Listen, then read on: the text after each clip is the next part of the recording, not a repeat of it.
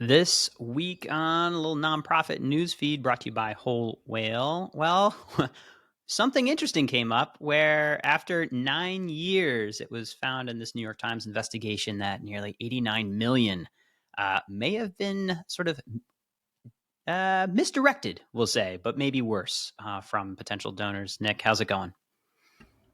It's going great, George. Awesome to see you. And I'm excited for this story because this is just kind of like textbook skirting the law, kind of breaking the law, kind of not really. But here's the situation. So, a New York Times investigation over the weekend found that nearly $89 million were raised via a robocall self-enriching scheme. Now, here's how it happened. The New York Times found that a circle of conservative nonprofits advocating for causes loosely related to veterans and police in cahoots with consultants and a series of shell companies together formed what the Times posited was a self-enrichment scheme. So these organizations raised $89 million.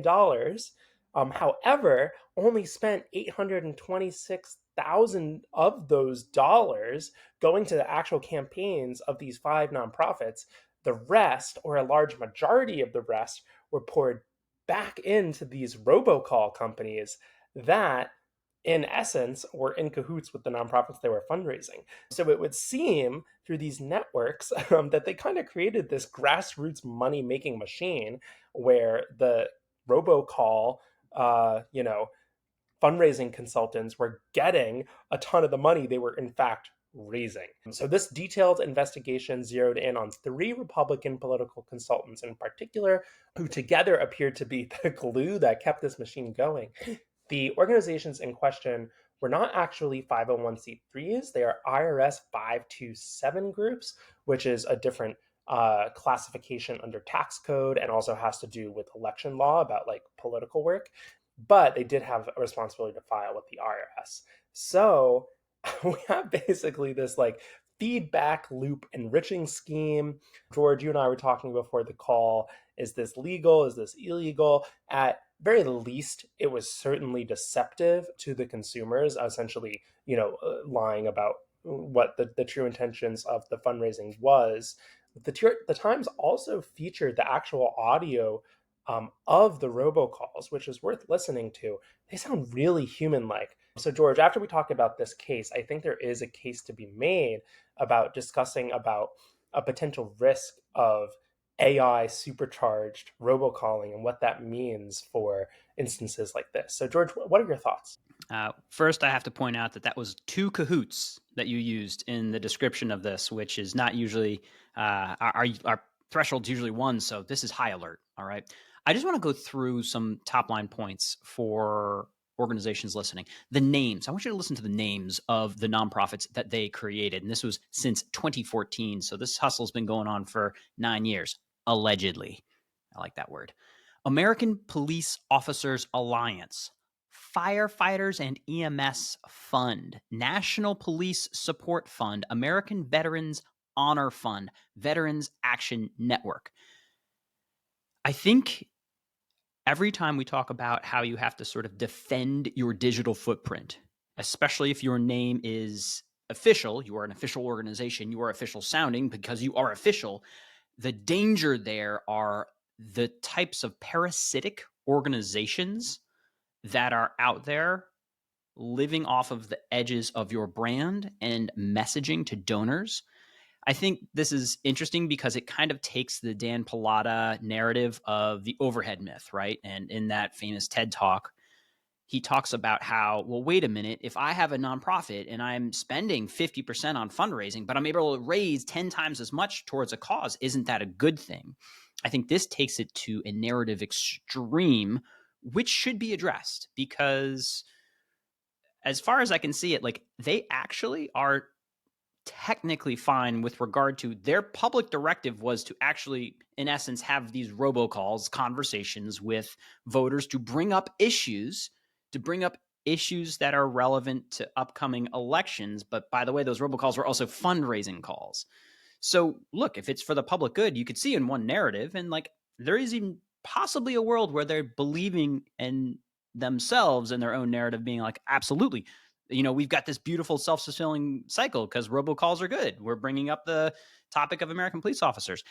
Where it goes a little sideways, aside from the fact that 95+% was spent in the same organizations that they were also running on the for-profit side, they technically didn't have to bid that out because they weren't receiving federal funds.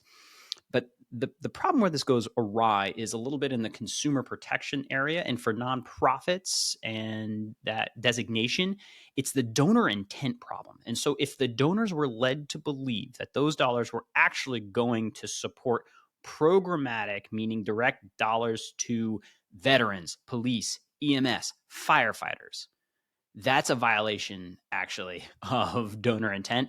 And that actually can be subject to legal action. What's interesting is there's a lot of small donors here. So I'll dollar bet you, Nick, that we will be maybe covering a class action suit because some lawyer out there is figuring this out right now. I'll say that. The other thing that stuck in my craw on this one, Nick, this you may not see this coming, but what really got me is that yes, they're using AI voices and things that can be trained. And by the way, we'll be talking a little bit about that in the future. So this can only scale from here. You know what gets me, Nick, about this? They're misusing dad jokes. They're using dad jokes for evil, Nick. And I don't like it. Carla? Finally, it's good to hear a kind voice. That last call was tougher on me than my mother-in-law's meatloaf. I'm only kidding. I don't like it one bit. Dad jokes are meant for happiness and the purity of puns. And I can't support this. No, George, you're absolutely right. It's a deep betrayal of what it means to be a dad joke enthusiast. And you can almost see the social engineering of it. And George, Oh you and God, I are it's so not bad. like self-avowed conservatives, like, but at the same time, you can't help but feel a little bit I don't think bad we hide for. that. I don't think we hide We our don't political hide that, affiliation here.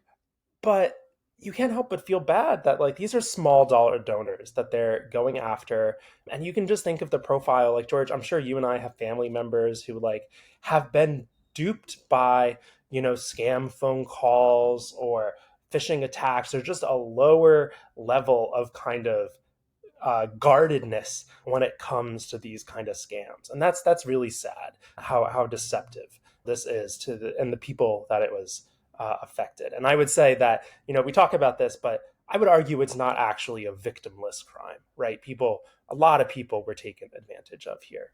So I'll just add that in. It makes it a little bit more sad, I would say. I would also, if you were at a nonprofit that's currently engaging in this type of donor calling, robocalling type of solution, I always think it's interesting to consider who's to the left and right of you. And if you look to the left and right of you and you see scams, if you see people taking advantage of folks over the phone, I would question the approach. Because if you're in the same room as bad company, you're not that far away from tarnishing your brand. Yeah, George, I think that's exactly right, especially as more and more Americans are kind of, again, it seems here a lot of them are taken advantage of, but are going to become less trustful of cold call fundraising, that sort of thing. Those are important narratives to pick Look, I up still on. think there's a long road of calling for fundraising, and I think there are right ways to do this. We're entering into the largest generation of boomers moving into an age where, frankly, they may still be the last generation to answer the phone at the frequency of profitability for these endeavors. So I think there's still a world where this continues for sure, because as long as there's a dollar to be made, to say that like that's the only one doing this is probably a naive thought. So I'm curious. I'm willing to change my mind about responsible phone banking. I think that's fine, but I just something about it is like when you let the robots get after it. It's funny because I'm like one side I'm about to like convince you to use AI, and I'm like AI is all good all the time, but like this is bad, And you know it when you see it, and that is a bad use of AI. Yeah, I think that that's right. And this is a whole other conversation. But I think it's important, kind of pulling apart what you were saying, just if you're a nonprofit, to focus on trust. What are ways that you can build trust? People are more likely to trust people than robots. And as of now, they still might be able to tell. And the moment that you cannot tell you're not talking to a robot or vice versa, that's going to be a challenging moment for us as a society. And I think we're going to have lots of conversations about just digital security more generally when it becomes harder to distinguish robots from people. And we're getting close. But uh, yeah, I think this has absolutely been a fruitful conversation. George, I want to take us into our next story. This is one that we've been following a little bit. We had kind of a primer on this a couple months ago with some news, but now the FDA has formally announced that they are easing the ban on blood donations from gay and bisexual men. So the FDA made the announcement on Thursday, as per the New York Times, that it would, quote, formally ended the agency's wide-ranging prohibition on blood donations from gay and bisexual men. And it still instead focuses on a questionnaire about more generic sexual activity, number of sexual partners, that sort of thing. So this revised policy would also preclude blood donations from people taking oral PrEP to prevent HIV infection, a restriction the agency said was designed to avoid false negative results during blood screening. So there's some caveats kind of here and there, but broadly speaking, this is a really, really welcome reversal of, quite frankly, I would go so far as to say a discriminatory policy. Yes, I think this is a great step forward. I think it's important to note some of the background on PrEP being criticized, and understanding of PrEP, is something that we actually work a lot on for how it helps, frankly, save lives with people with HIV and reducing the spread of HIV. So it's a good step forward in terms of the fact that, like, look, we are constantly facing various blood shortages throughout the year around disasters, and there are great organizations working on it. So if you just simply increase the pool of eligible people, you're helping the net positive health outcomes of folks in our country. Absolutely, absolutely. Certainly welcome news. But to your point, some advocacy organizations have criticized that caveat with PrEP via HIV transmission. But something we'll continue to follow. But George, as you know, we are in a national blood donation shortage, emergency, etc. So as you say, widening the pool, really, really important. All right, I'll take us into oh boy, I'll take us into our next one. This one comes from Hard Hitting Insider, and the headline is this: is Elon Musk defends Mr. Beast against criticism for helping deaf people. George, this just ticks all of the whistles in our more kind of pop culture takes on this podcast. Yeah, look, Mr. Beast is going to continue to create, as sometimes dubbed, philanthropy porn, where he helps a certain audience with a certain ailment and creates a video that then goes on to get tens, if not hundreds of millions of views, which he then monetizes. But at the same token, is also performing that. So in this case, he started with the curing blindness. Now he's up to, you can guess, the cutting edge hearing technology that they're offering for. They helped 1,000 folks from both the US and across the globe. And, Elon Musk comes out, definitely shouldn't be attacked for doing good. Is it really just a question of money to restore hearing? Tweets Musk. I think it, as per usual, lacks incredible amounts of nuance, but that's not exactly his specialty. When you launch giant rockets and, you focus on macro pictures, you forget the nuance that we've brought up before, of saying, like, how you effectively are monetizing and generating revenue from this. I'm of two minds. I love having this conversation. We've had folks on to debate if there are other people out there. He does, again, this time it seems, have gone with actual donations to on the ground organizations dealing with hearing, and also in this case made a donation to sign language organizations, which I thought was important, looking at the full spectrum of the issue. So, somewhere, somehow, I do think their team is learning as they go. Each one still, though, follows this script of, here's an audience of stakeholder that can't afford this change, and we're going to record them, but they certainly get a benefit, but are also providing a value. It's certainly not robocalling, right? Like, we're way far off of that, and I don't know. What do you think about this, Nick? I think it's nuanced. I think helping people can be intrinsically good, even if there are secondary effects.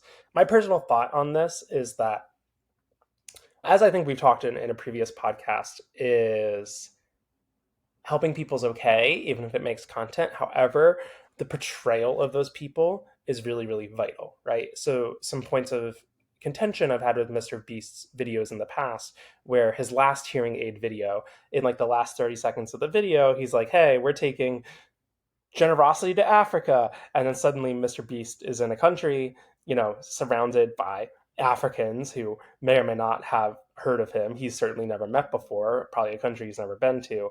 And that takes up 30 seconds of the video. And then we kind of come back to America. I think that framing is really problematic, and one that nonprofit communication professionals, particularly in the international development and humanitarian response NGO communities, are very sensitive to. So that's where I kind of draw the line, and this goes from good to potentially problematic. But I think it's nuanced. I'll also add that this is absolutely Elon Musk's like green level spiciness. That man's been quite quite the roller coaster over the past couple of weeks. If this is all the drama he's trying to involve himself with, power to him. That man's and on quite a run. Yeah, I mean, I think one piece in here also, which was an opinion piece written by a journalist who's deaf, named Liam O'Dell in The Independent. Quote, there is nothing in Mr. Beast's video which acknowledges the fluctuating relationship with deaf people that have with hearing and listening. And so, I think in a 8 to 10 minute video, you lose nuance. And while you do bring awareness to the issue, critics have also said that like it was portrayed as though hearing aids completely resolve and restore hearing for people that are hard of hearing, and that is factually inaccurate. But again, you have 10 minutes, and you're going to lose nuance. Absolutely, I agree.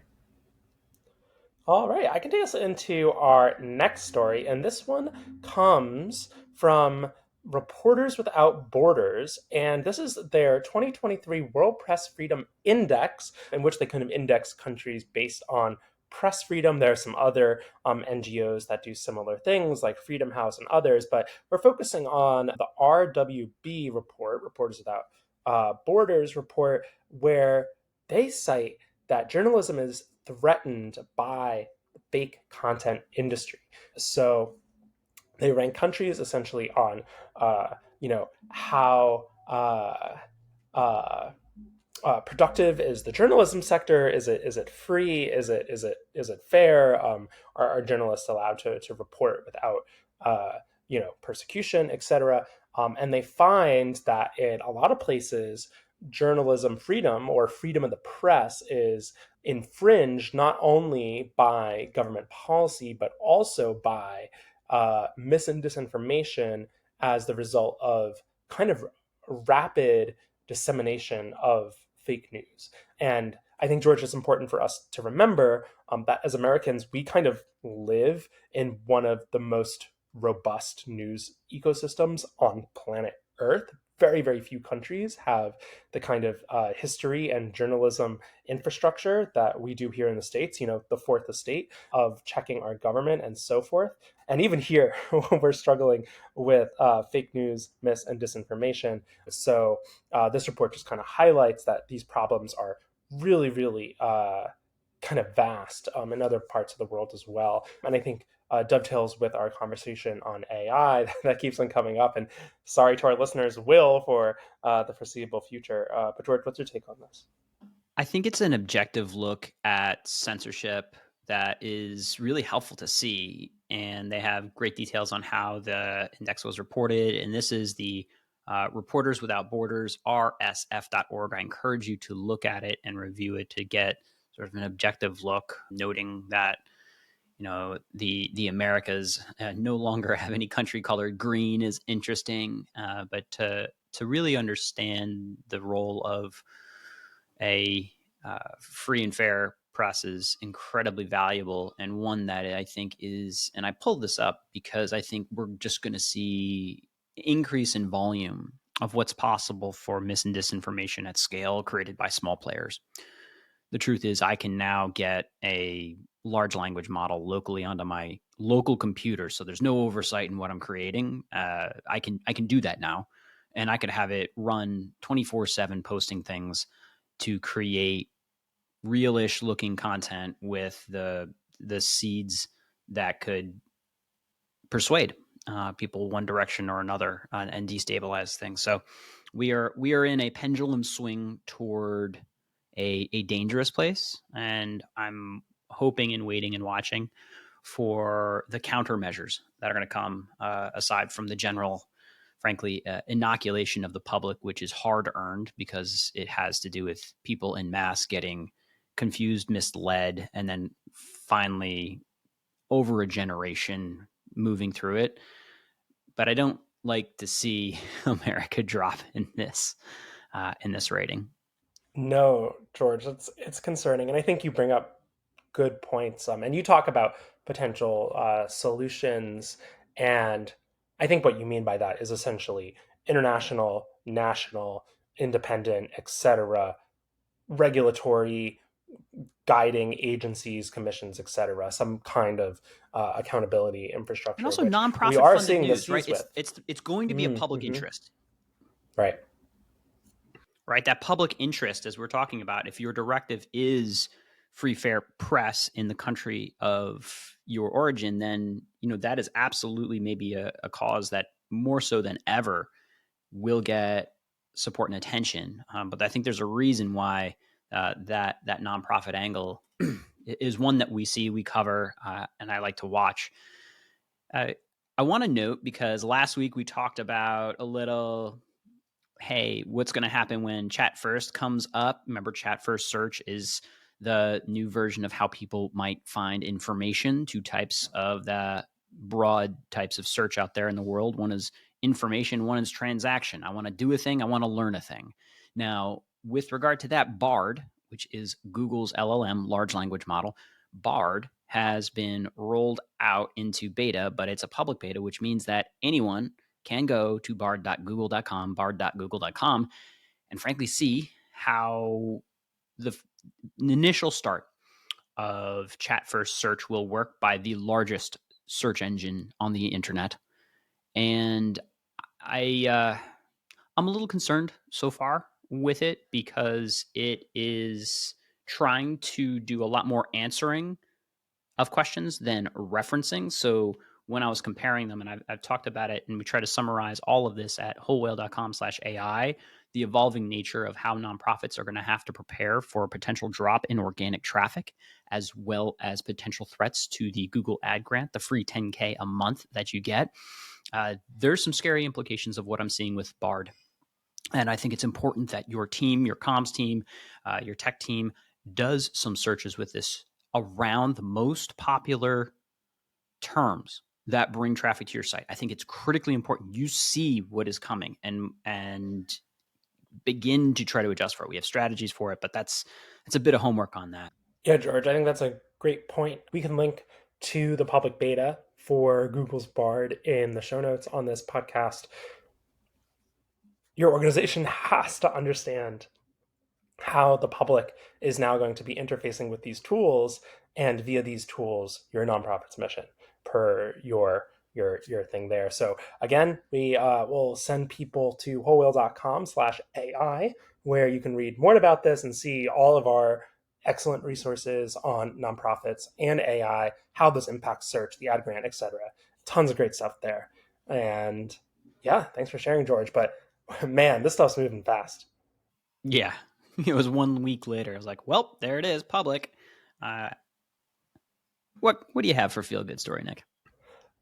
George, I got a great feel good story for you.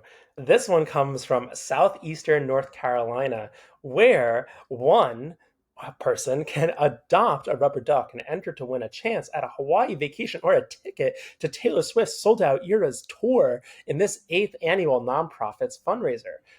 So the nonprofit Coastal Horizons is hosting its Coastal Duck Derby on Friday, May 19th, this Friday, at Jungle Rapids. Rubber ducks will race down a slide at the water park through a lazy river, and proceeds for the rubber duck race support the crisis intervention services of Coastal Horizons, including its Rape Crisis Center, Open House Youth Shelter, Transitional Living Program, and Maternity Housing Program. So this is just an awesome fundraiser. Race those ducks, helping at-risk folks in North Carolina. We love to see it. Tis the summer, tis the season for duck racing. Oh, I also like that they just have a complete page for it, the coastalduckderby.com, where you can adopt a duck. And I think they're doing a lot of things right for this fundraiser. And actually, if you look into it, like you can go. So here's like the tool. You can go to unpaid sponsor here, duckrace.com, to basically run and set up your own duck race for a cause. I think it's a good summer activity. Who doesn't love a good duck race? So I there's a there's a market out there for duck racing. I feel like maybe we should do like a whale racing one. It could be a subsidiary of whole whale race. Although the ducks are so cute and yellow. Oh, All right, the ducks are cute. Nick,